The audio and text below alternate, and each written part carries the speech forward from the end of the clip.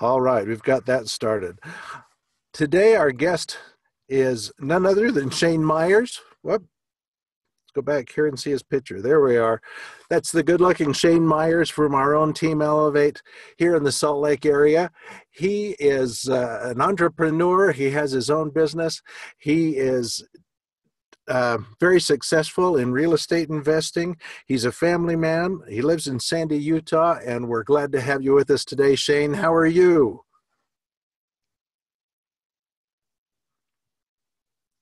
Might need to bring your phone off mute, Shayne. All right, let's try that. Can you hear me now? That sounds great. That sounds great, Shayne. Good morning. Good morning. Thanks for the intro, Ron. You betcha. All right. Well, I am super grateful for the opportunity to speak today and to be with you this morning. Anybody else beat the sun up this morning? Sunrise is just before 7:50, I believe, and it's empowering to get up early, beat the sun out of bed, and go and start working towards your goals. Right? One of my favorite things to do in the morning, take my dog out on a walk, got a puppy, and as I'm doing that, I like to listen to The Impact, which I was able to do this morning, which featured Michael Huggins. And one of the neat things that, or I guess one of the profound things that Michael was training on this morning, which I want to implement into my training, was consistency. And you know what that leads to as network marketers, as business owners, as real estate investors. Now, if you were consistent, the message that I got this morning was that this business is simple, right? It's not that there's not hard work to be done, but that we have a proven system that if you're consistent at plugging in and following said system, you will become successful. And I think that's really, really profound and really, really neat, because there's so many different things, different opportunities out there to make money and to sell this or sell that, or MLMs where you're bringing in promoters under you and making commissions off them. But I've never been a part of something that is so simple yet pays so darn well. And that is really, really neat. I can plug in, I can follow a system that's outlined for us, and I can make $10,000 checks to hit my bank account in a couple weeks. Really, really cool. Anyway, I have been reading a book lately by the name of Go Pro, and it is a book specifically geared towards network marketing and the skills that are necessary for network marketers to become highly successful. And if you haven't read it, when you do, one of the things that you'll realize is that in a roundabout way, that Mitch and Michael and John and anyone else, Christian, anyone else who's trained or had some sort of influence on you, they utilize a lot of the principles and teachings of the book Go Pro. And so I thought it was really, really interesting, because when I hopped into it, I go, well, it sounds like I've kind of heard this book before, but I was certain I had never listened to it. And that reason is because the steps that are outlined, the system that is outlined in Go Pro, is one that those of us who are finding success in this business are already following a good portion of. And I wanted to talk about how to better follow a couple of the main points in this book where I think we oftentimes struggle the most. And so I was sitting down last night. I had a student over, and we were talking. I recently moved, and we were kind of walking around at a new apartment building in downtown, and we were people watching, to be frank. And well, at least I was, and I was commenting. It was the founders webinar had finished, the national championship was going on, and I noticed some behaviors from individuals watching that game, and the emotion and the energy and the stress, right? And I kind of got thinking. I said, I think we're on the right path. I was talking with my IMA named Chandler. I said a couple of years ago, before I got involved with Renatus and began to invest, I most certainly would have been down here watching on a big screen, watching the game. Instead, we were looking for a quiet space, kind of off in the back corner, where we could talk business, right? And so my observation for that, before I hop into the training, my observation was, oftentimes we do things, and the little voice inside of us says, okay, you're wasting time. Okay, that's enough. You've had your 30 minutes of me time. Now it's turned into 40. It's turned into an hour, or what have you. And so, sitting down and working with, during the national championship game, I'm a huge sports fan, if you don't know me well, was an eye-opening experience. And just kind of one of my takeaways is that those of us who have been part of Renatus for a while and who have plugged in and who have dedicated ourselves to personal development and to practicing what we preach, oftentimes it pays off in a paycheck, and sometimes it doesn't right away. But one of the most important things that I've learned to realize is that I'm always progressing. And I do my best every single day to make sure that I engage in something that moves me closer to my goals. And that may pay me tomorrow, that may pay me in 3 months, that may pay me in 3 years. But anyway, that was one of my random thoughts and takeaways from my time with my IMA last night. Okay, so for my training, let's jump into GoPro, right? Because there are 7 necessary skills to becoming a successful network marketer, right? We've sort of broken them down into 5 as Renatus and as Team Elevate. But I want to go over the 7 that the author, I think Eric Worre, his last name Worre, teaches on and expounds upon, and I think they're quite simple as well. So, and then we're going to talk about a couple. So number 1 is finding prospects, right? So lead generation. Number 2 is inviting prospects so that they can gain an understanding. Number 3 is presenting your product or opportunity.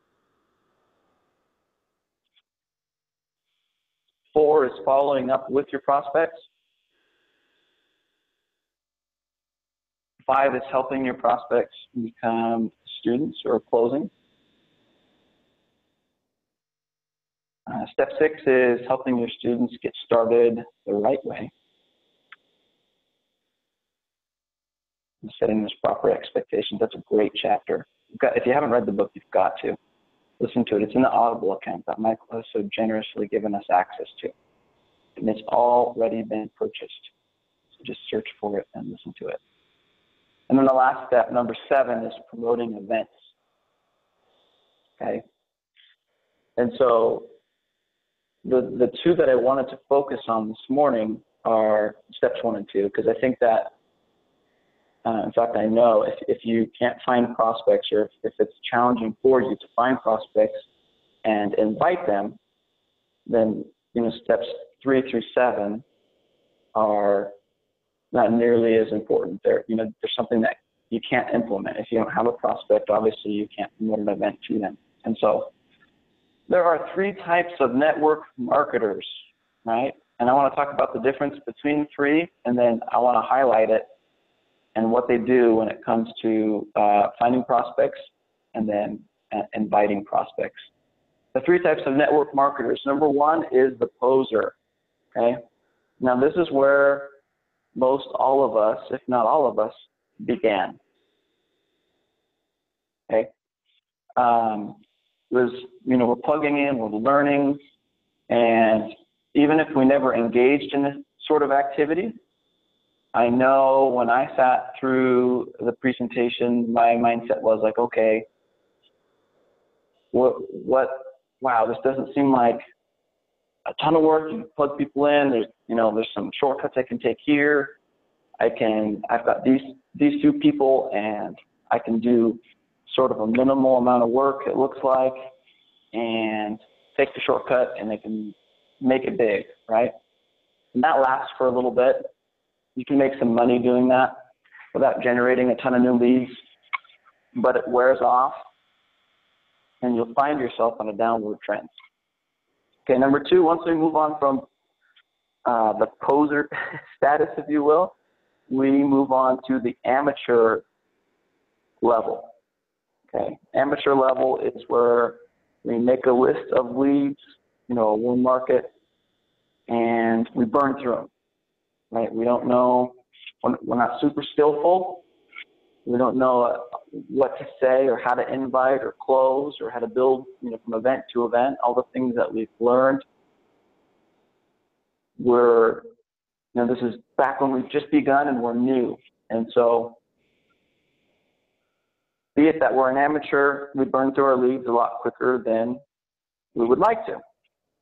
And then the third level of a network marketer is the professional.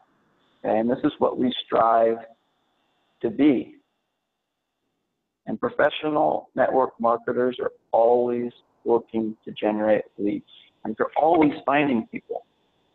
Right? I would challenge you to look back at your last week and go through just the past 2 or 3 days and ask yourself what days went by where you didn't talk to anybody. I'm talking regular conversation. Not, you didn't pitch anybody or you didn't, market or sell Renatas, but find a day where you actually didn't have any other person-to-person human interaction. I think you'd be hard-pressed.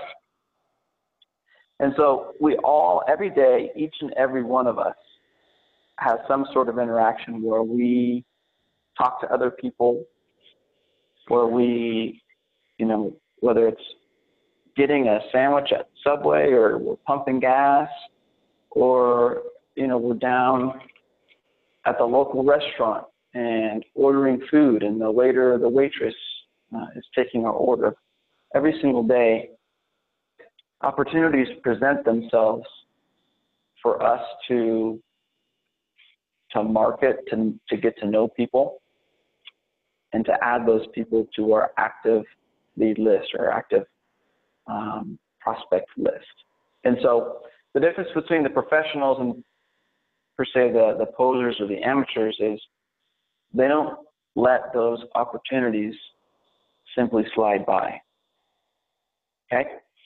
As a professional, they're looking to constantly generate leads, to find people to creatively market to and eventually turn into prospects and eventually turn them into students who bring in other students, and we all create win-wins and make lots of money and see lots of success together, right?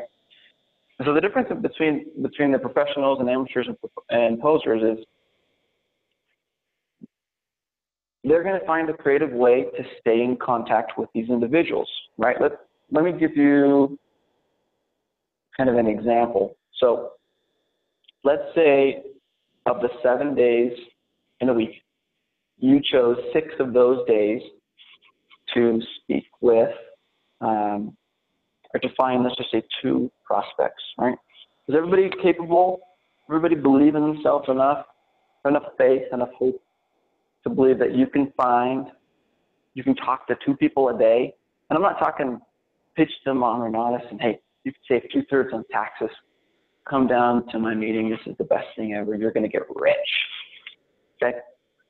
I'm simply saying, hey, let me get your contact info. Or man, you seem like, you and I are kind of on the same wavelength. How do I find you on Instagram or Snapchat or Facebook or Twitter, right? What's your email address? There's so many creative ways for us to add potential leads to our pool, right? And they're right in front of us every single day, every day. And if we're professionals, we'll take advantage of those opportunities. So 2 people a day, 6 days a week. So let's say you take Saturdays or Sundays off, right? 6 days a week, you would generate over 600 leads in the next calendar year, in the next 365 days. Over 600 leads, just by doing 2 per day, right? Which would take you, what, 5 minutes each, 10 minutes during the day?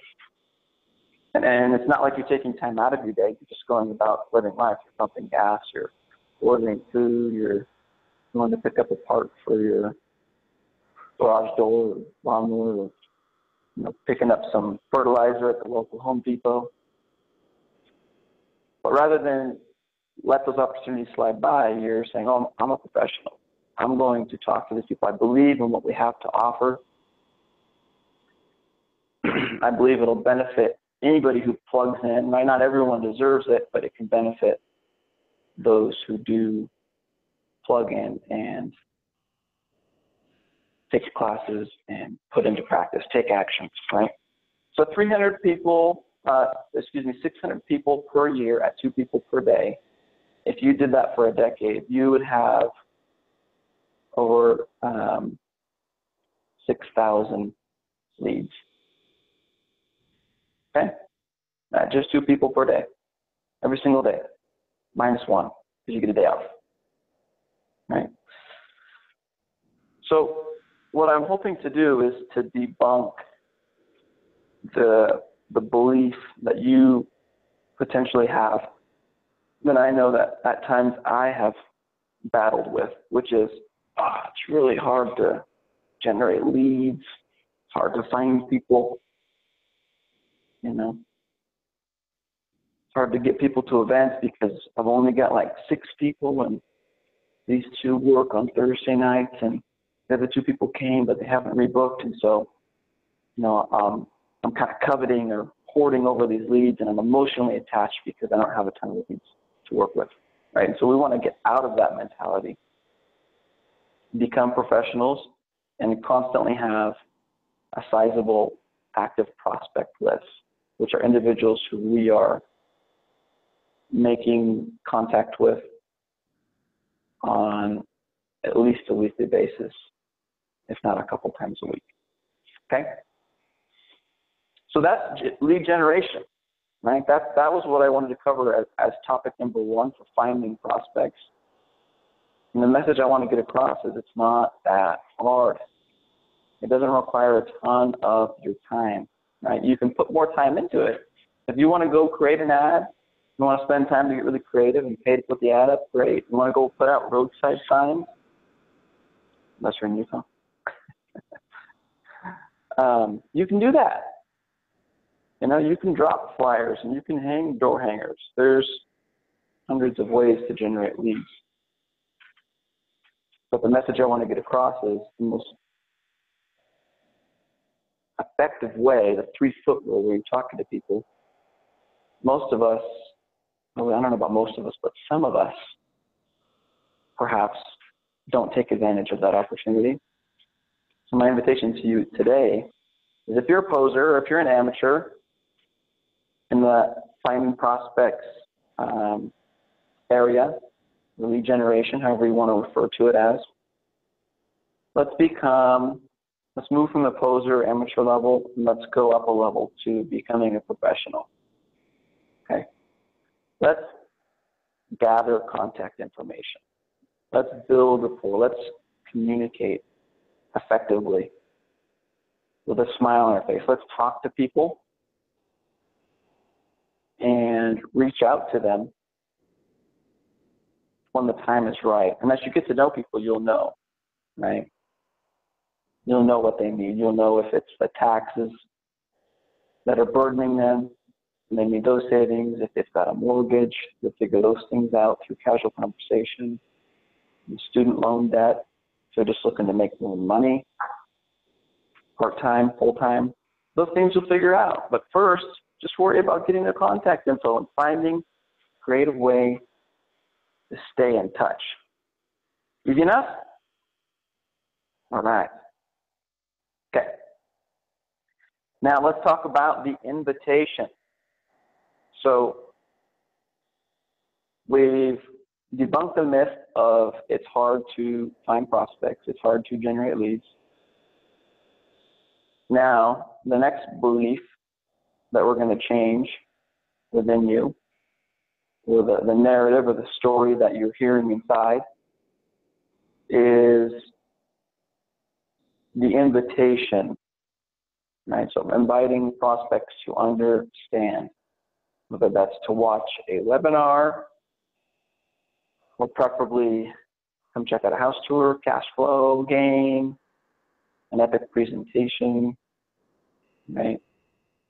Maybe you are pretty confident in your ability and you want to just sit down at your local sandwich shop and have a conversation, right? And you want to present, you want to be the first exposure when you're presenting your product or opportunity, but you don't know how to effectively invite, right? And this was something that dawned on me. Not only was it reinforced my thought on this last night, but it's dawned on me over the last several weeks as I've been doing a better job at keeping in touch with my team, keeping in touch, is that most of us, or most, at least individuals on my team, and this is in part, due to being new or lack of experience, there are several factors, but most of us, there are several of us that struggle to make a clear, concise invitation, one that's bold and easily understood, right? And so, number 2 on this list of the 7 necessary steps to becoming a successful marketer, but the last thing I want to talk about in our training is the invitation to prospects so that they can understand, they can learn who we are, what it is we offer, how great it is, and why they should become a part of it, okay? So there are 8 steps to professional invitation. If you've got a pen and paper, if you've got a notepad, take it out, because this is gold, okay? And listen to the book too, by the way. It's an awesome book. I've yet to. This is the first book that I've read where I'm like, okay, my mindset's where I want it. Let's get practical, tactical, if you will. And that's what this book was for me. That's what it has been. I've listened to it twice, and I'm going to listen to it again. So the first step to a professional invitation is be in a hurry, right? Who's heard that before? Be in a hurry. Write it down. Okay.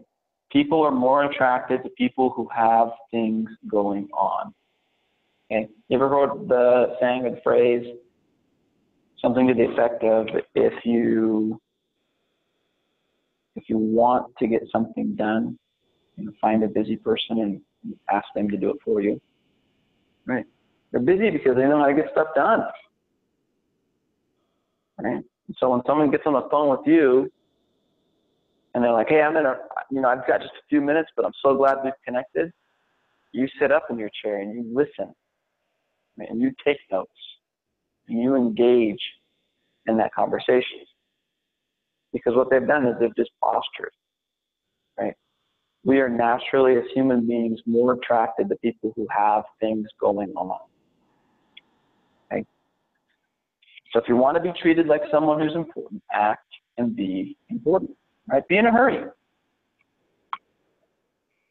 Step 2 to professional invitations, compliment the prospect, okay? Now I want to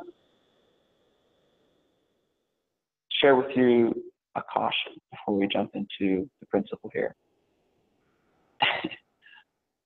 You have to be sincere and genuine when you compliment the prospect, right? There's nothing that turns me off more than somebody who compliments and it's not from the heart. However, in that same breath, nothing is more attractive, more appealing, right, than somebody who compliments you from the bottom of their heart. Absolutely, sincerely, earnestly, totally genuine, right? And a great example of this is Woody Woodward.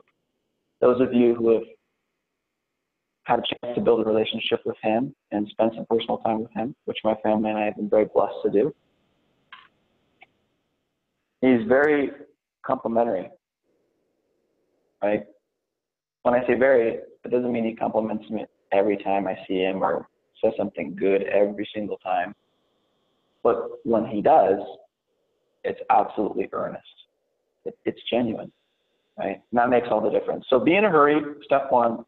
Step two to the invitation is compliment your prospect, okay? But be sincere and be genuine. Step three of the professional invitation, right? Direct approach, right? These are, when you're making the invitation, there are three different types of approaches. And Bob Snyder highlights these beautifully in the 10-step training. So if you haven't taken your IMA 10-step training, do it.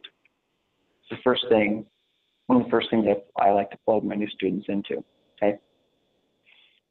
There are three types of invitations. One is the direct approach, which I'll hit on really quick. It's, hey, come get rich with me. This thing's awesome. They pay 10 grand per sale, or you can make 35 grand on a flip.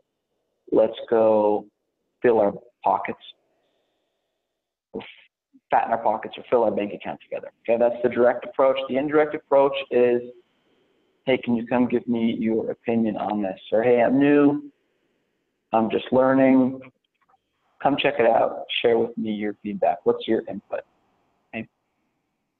And the third part of this is what he refers to as super indirect, which is, hey, who do you know who wants to save 2/3 in taxes? Who do you know with a 30-year mortgage that wants to would be interested in learning how to pay it down in 5 to 7 years? Okay. So learn those approaches, get them down pat, and then tailor them to your prospects. Fourth part, if I blank, would you? And an example of this is if I sent you a webinar on how to save 2/3 on taxes, would you watch it? Right? So if I provide, if I'm going to offer you value, are you going to take it? Are you going to take advantage of it? Okay. The key here is to exchange value. Okay.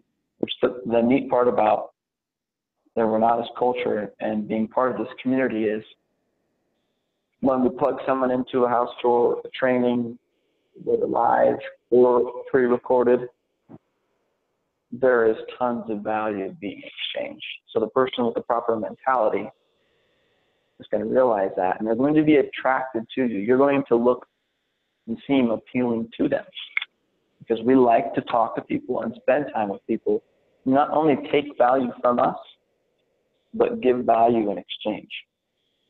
Okay, so if I sent you a webinar, would you watch it?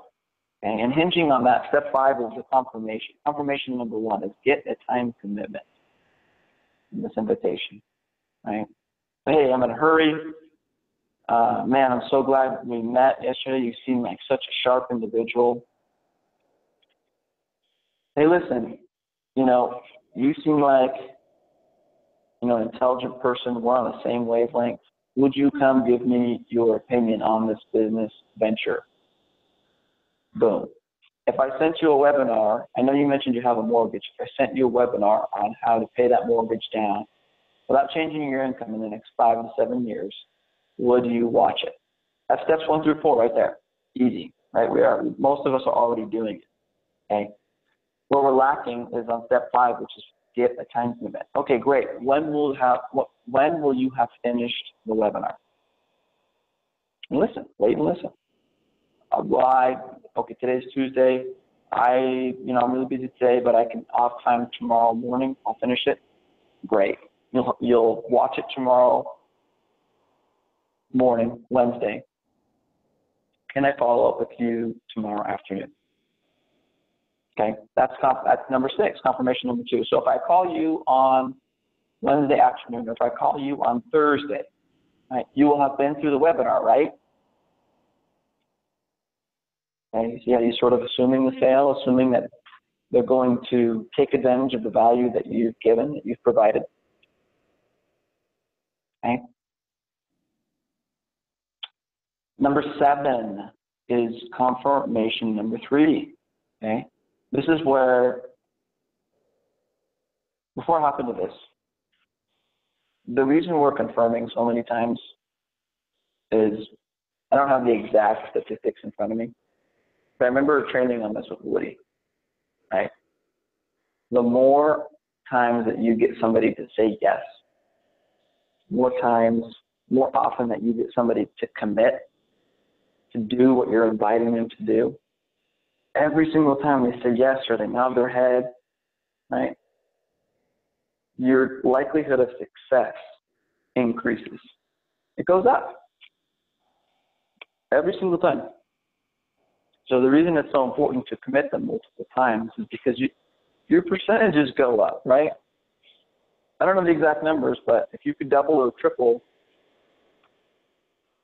the amount of times where you call somebody up and they pick up the phone and say, hey, yeah, I watched that webinar. I did what you asked me to do. Would you do it? Well, this is how you do it, right here. Okay? So step 7 is confirmation. Number 3, which is scheduling an exact time for follow-up. And the caution here is, the first agreement, you have to be a man or woman, a person of your word. Okay? If you tell them you're going to call them at 11 o'clock tomorrow, you call them at 11 o'clock tomorrow. Okay? It's really, really hard. One thing I've learned, it can be challenging when you're prospecting and when you're talking over the phone to call at 11 o'clock on the dot. So something that I learned to do was I learned to say, I'm going to call you between 11 and 11:05. Right? I gave them a 5-minute window. Because then if I call 11:04, 11:02, 11 on the dot, I'm a man of my word. I'm a man of integrity. And that's attractive. That's appealing. People want to spend time with people who honor what they say. They follow through and do what they say they're going to do. Okay? And then the last one is get off the phone. It sounds simple, but it's profound. Okay? Don't talk yourself out of the appointment. And we've all done it, right? There's something gratifying about, I just met so-and-so at a restaurant or at a gas station or at a networking event and got to know them. I built rapport. I'm credible. Without sounding like I was sales pitching them, I shared our opportunity in a clear, concise way. They're interested. I invited them, and they said yes, right? So a lot of us are doing a little fist pump inside. We're like, yes, I'm going to come check it out. This is great. And so we want to shoot the breeze, right? And that has its time and has its place. The issue with staying on the phone here, once we've got them to confirm and commit on 3 separate occasions, is that oftentimes we talk ourselves out of the appointment. Okay? Too many of us are guilty of this. We get excited. They seem like a friend. They said, yes, we're coming out on Thursday. And then, oh man, you're going to love this because I'll wait till you see this presentation. And when he talks about how the Corvette pays for itself and how this and how that and blah, blah, blah, blah, blah, blah. you're taking away the intrigue. You're shooting yourself in the foot. So remember, you're in a hurry, right? They've committed to be there several different times. Let the presenter do his or her job, okay? Get him in that seat, all right? Well, cool. So that's my training for today. Those are steps 1 and 2 of the 7 necessary skills to becoming a successful network marketer, okay? So for more info on the following 5 steps, you have to take action. Hop in the Audible account and listen to the book. Or buy it and read it, whichever you prefer. Okay? But it's a great book. And as you can see, there's a ton of really, really good content that can be put into practice right away and pay dividends. Okay? So I am grateful for the opportunity. I've appreciated being able to spend a few minutes with you this morning. And I wanted to leave you with a neat quote that I found in the book as well. And also remind you that I am here. If you ever need anything, if you ever have any questions about today's training, or why I comb my hair to the right, not to the left, anything, call me, text me, email me. I am here to support. I want to be a key cog in the community.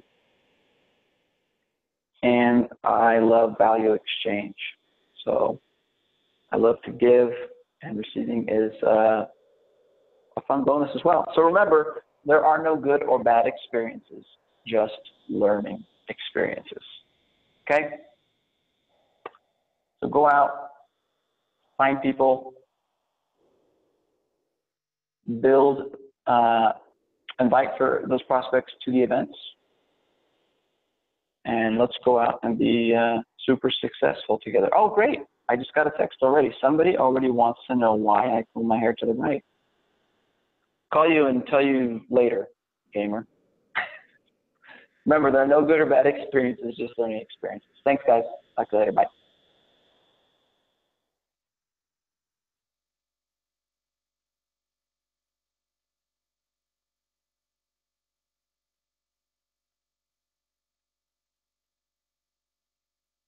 Director